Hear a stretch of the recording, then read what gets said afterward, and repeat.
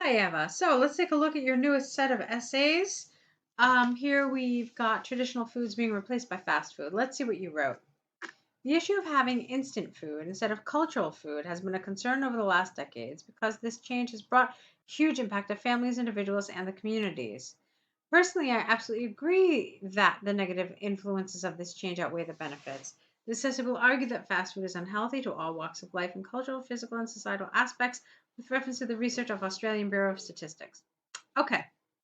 Um, on the whole, it's good. Your grammar is good. My issue, perhaps, is with some of the vocabulary. So let me tell you what I mean. Instant food is not exactly a synonym for fast food, and the same applies for cultural food. Okay, it too is not um, a synonym. Then I didn't like the communities, so this was good. A huge impact. So it has brought a huge impact, usually on huge impact on families, individuals, and communities without the. Okay, and the rest of it is lovely. So it's just those little things there. Let's see. How could you have done this instead? You can't say, you don't want to say fast food. I understand that. You don't want to say traditional food. I understand that. So maybe we can do something else. You don't have to copy everything, but at the same time, you also don't have to replace everything. Some of this can remain. So let's see what you could have done. The issue of eating fast food instead of foods cooked at home, or the issue of having fast food instead of um, homemade meals. Okay? Or the issue of having fast food instead of, let's see, traditional foods. Uh, the issue of having fast food instead of foods native to one's culture. All right, that's another way you could have phrased it. Maybe it's a stretch, but it's a little better. But yeah, we don't really say cultural food. That feels a little strange to me. So why don't we move on? Okay. Yes. Now I see here that you decided to go with 5 paragraphs. I'm not entirely sure why. Actually, maybe you decided to have a paragraph for each of these elements. Perhaps you did. Let's see. You did say that you thought that fast food. Okay, the negatives outweigh. Fine. Let's see what you wrote. First of all, having fast food is an unhealthy lifestyle. Well, you can't really say that because the eating of the fast food itself is not a lifestyle. Okay, so what you can say instead is that having fast food contributes to an unhealthy lifestyle. Ample Australian research conducted by ABS proves that a significant, careful with your spelling, number of I can't talk, sorry, a significant number of Aboriginal people's physical health has been deteriorating tremendously because of losing their traditional eating habits since the intrusion of Western fast food culture. Their digestive system does not adapt to processed food with large amounts of additives and preservatives. Therefore, the average lifespan of individuals and the whole community has decreased due to the introduction of fast food. Okay, so my question to you now is which aspect of the society is this referring to? Is it society? Is it individuals or is it families? It's not entirely clear. Um, All right, well, let's see if it becomes clearer as we progress. Secondly, cultural foods substituting, no, careful with your grammar here. Secondly, cultural food substituted by fast food is detrimental to the family atmosphere because traditional cuisines represent a particular culture and such loss of traditions undermine one's identity. That's a nice set of expressions right here. I like that latter part of the sentence. For example, in China, all family members gather together to make dumplings to celebrate the Chinese New Year, and they also give thanks to their family members' contributions during the time.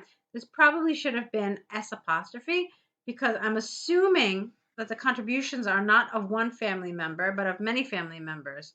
So it should have been S apostrophe.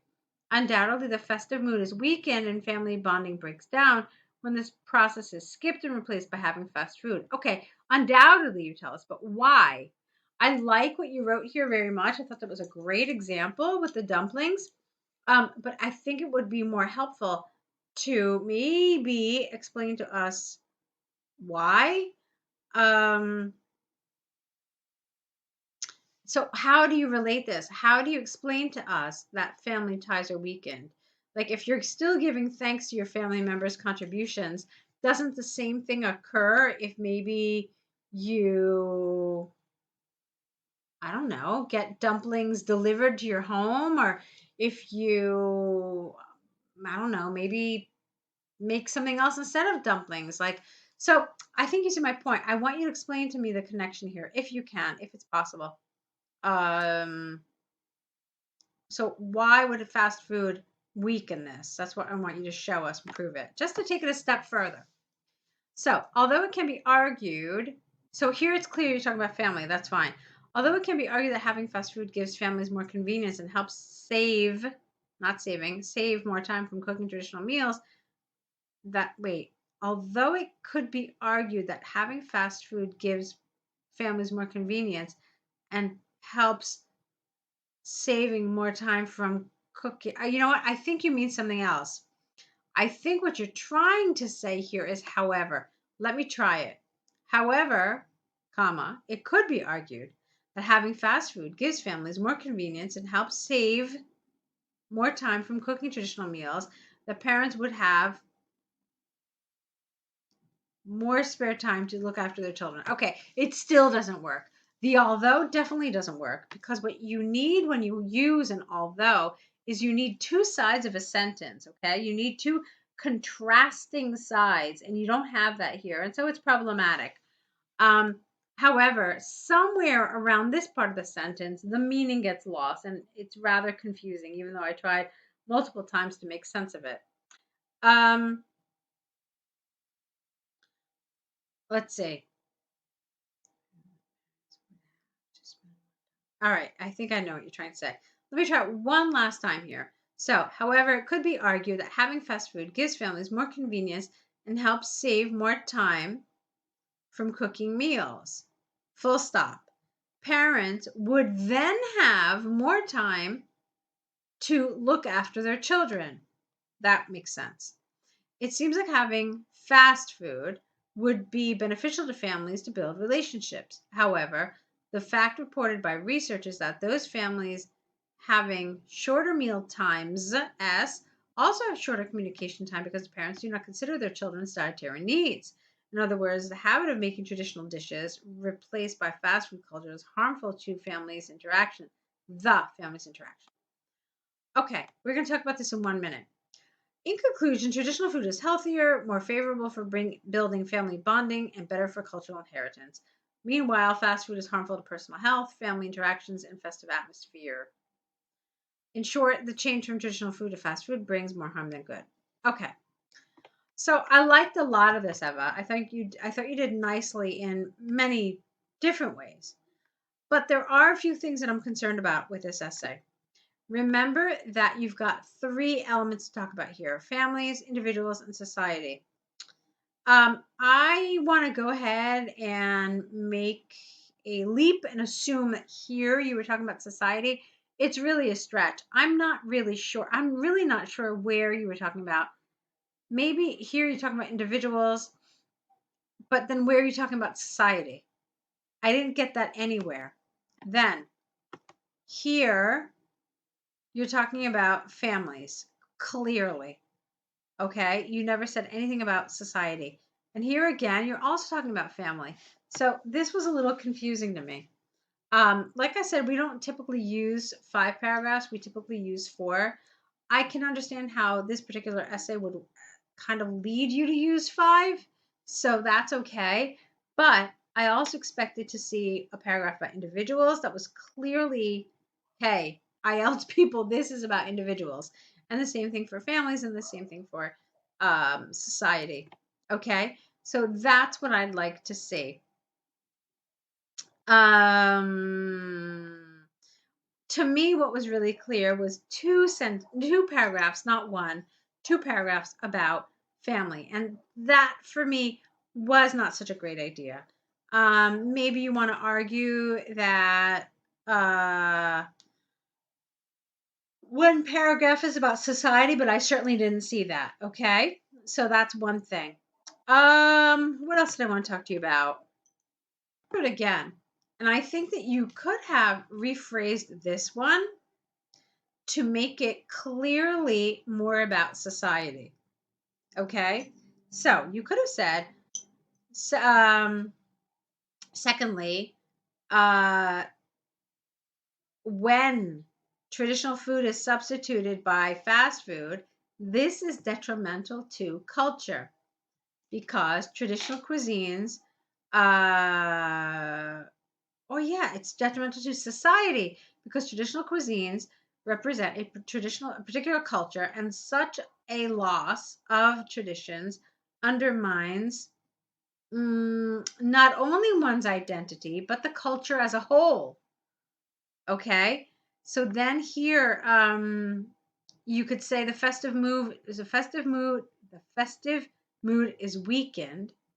Family bonding breaks down, but more globally, cultural traditions that have been passed down over generations begin to disappear, affecting the society. So really make it very clear that, you know what, guys, I absolutely understood the question. I understand what you're asking me. This is about individuals. This is about society. This is about family. Okay. So it's really important. You got to remember that in a lot of areas, especially where marking has gone computerized, and people are reading approximately 100 essays per day, that it's really important that your language and everything about your writing is super, super, super clear. So keep that in mind. Let's see. Another thing that I want to talk to you about was this conclusion.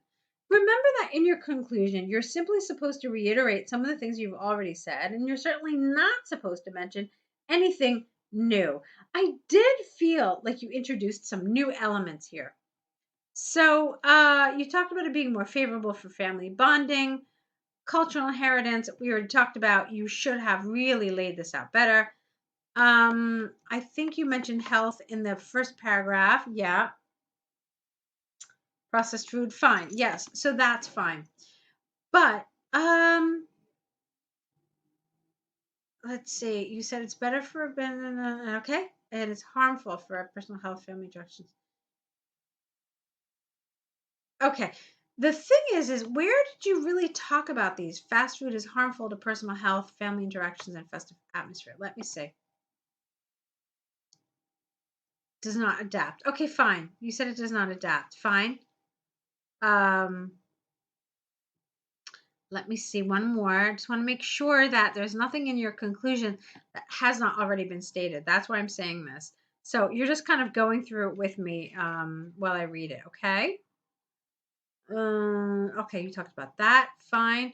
All right, good. No, so it's fine. That's absolutely fine. I was concerned about it when I first read it. Reading it through again and kind of talking it out, it makes sense. It's absolutely fine. So it's basically the other things. As you saw, I struggled with understanding that this was about society. You needed to make it clearer. We already talked about that at great length. So why don't we move on? Let's go to this task 1 about shoe sales. Okay, let me just move my mouse a little bit. Perfect. Okay. So the bar graph, it's usually called a bar chart, okay? So it's called a line graph, but it's a bar chart and a pie chart. The bar chart shows a comparison of the sales in thousands of brown leather shoes and black leather shoes in 9 European countries in 2018. Overall, the sales of both types of shoes in those countries varied. Brown shoes were more popular in 5 countries, black shoes in the rest of the 4 countries. The most significant features of the sales were that the lowest sales of brown shoes were in Belgium and the highest sales of black shoes were in Hungary. Okay, that's all right. I feel like maybe you got into a little too much detail here. Remember how we typically do this. So we typically have one sentence for the introduction and one or two sentences for the overview, which you did. I think you could have limited it to one. So what I would have probably said is something very similar to what you said, but I would have simply said that the highest number of shoe soles were in Hungary, and the lowest number were in Belgium. If you want to be a little more specific, you could do what you did. You can simply say, overall, black shoes were the most popular in Hungary, or yeah, black shoes were the most, or the most sold shoe was of black leather in Hungary, and the least sold was of brown leather in Belgium. So you could have done something like that, and that's enough. You don't have to talk about the 5 and the 4 countries and so forth. I would have probably left that out. Now, the other thing that we do is we typically use 2 body paragraphs for our details. So looking at this right now, I can tell you that I'm really concerned because you had not 14, you had 18 pieces of information here, and it's going to be impossible to really talk about 18 pieces of information just in one paragraph. So I'm concerned. I'll tell you how I think this could be done, but I can tell you right now that you probably did not develop this enough, just looking at the way you did it. So let me see a word count. It's 166. So it's not the word count that's a problem, but it's the fact that you had a really long introduction and overview, and you did not spend enough time in your detail. But rather than give you all that information, why don't we actually read it, see what you said, and then talk about how you could have done it differently. Brown shoes were more preferred in France, Germany, Ireland, Holland, and Poland, where the sales figures ranged from 75,000 to 130,000. Okay. Not on the contrary. Here you want in contrast, different meaning. Black shoes were more preferred in the United Kingdom, Belgium, Hungary, and Italy, where the sales figures ranged from 100 to 140,000. The biggest difference of sales figures between brown and black shoes was in Belgium, where black shoes were sold 11 times more than brown shoes. The figures of black shoes were 10,000 pairs and brown 10,000 pairs. I'm so confused. I don't understand what that means. Figures in Belgium, 10,000 and 11,000. Oh, I don't understand that. Figures for black shoes was in Belgium. Okay. Well, I mean, it wasn't, I don't understand this at all, actually, because here, brown in Belgium is about maybe 10,000. And then black in Belgium is over 100. So I'm really confused about that. So I don't understand this sentence at all, I'm afraid. Okay, so it was pretty much what I feared. You didn't cover enough information. I liked your idea of using these ranges. I thought that was very smart, but you stopped a little too suddenly, a little too quickly, a little too early for my liking. So let me tell you a little bit about how I would do this if I were in your position. I probably would have said, I would have had, first of all, I would have had a paragraph for black shoes and a separate paragraph for brown. I would have said that regarding black leather shoes, 3 countries sold over 100,000 pairs. Specifically, Hungary sold the most of any shoe type at 140, followed closely by Italy. In contrast, Belgium sold just above 100,000. The least black leather shoes were sold in France at about 40,000 shoes. Okay, the remaining countries, and I would name them, all sold between 50 and 100,000 black shoes. Then another paragraph. In contrast, or how about as far as brown leather shoes are concerned, 4 countries sold between 100 and 150,000. The country that sold the most was Poland, followed at whatever that number is, 140,000, 135, whatever, followed by Germany and Hungary equally, and just above 100,000 was Italy. The least shoes sold of any type was in Belgium, where only 5,000 brown leather shoes were sold, and in the remaining countries, between, what's this number? Let's figure it out. 75,000 and 100,000 brown leather shoes were sold. Done. So do you see how I did it? I basically talked about the outliers. I talked about the highest figures. I talked about the very lowest figures. And then I just kind of smushed everything together. But you definitely got an idea both of what the names of the countries were, the tops, the bottoms, and the things that were smushed in the middle you don't really care about. But you did have at least some information about them. Okay? So that's my suggestion to you. This would help you score well on task achievement. And that's something I would like to see as you move forward. All right. So it should give you an idea about how to do this type of graph. So go ahead, correct these. Let's see more work from you. And I'll be waiting. Okay. So I'm looking forward to it. Good luck.